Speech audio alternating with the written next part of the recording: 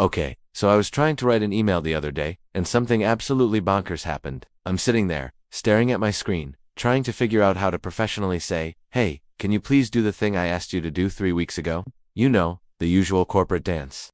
I start typing, "Dear so-and-so, hope you're having a great," and before I can even get to the word week, my AI assistant just finishes it for me.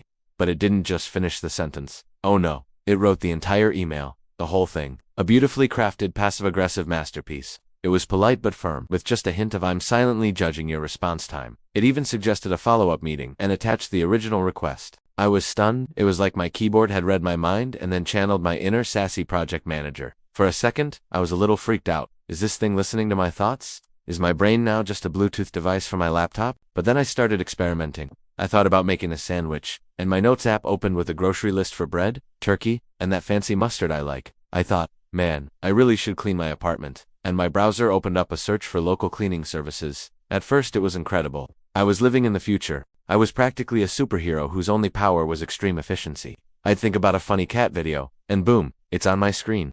I'd wonder what the weather was like, and a forecast would just appear. My productivity went through the roof. I finished a week's worth of work in an hour. I was a god of getting things done.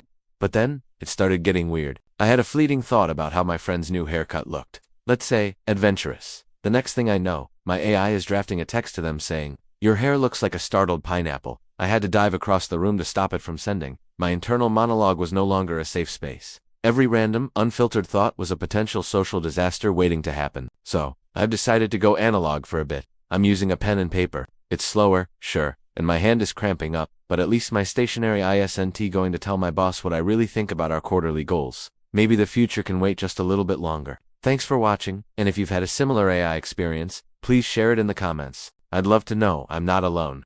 See you next time.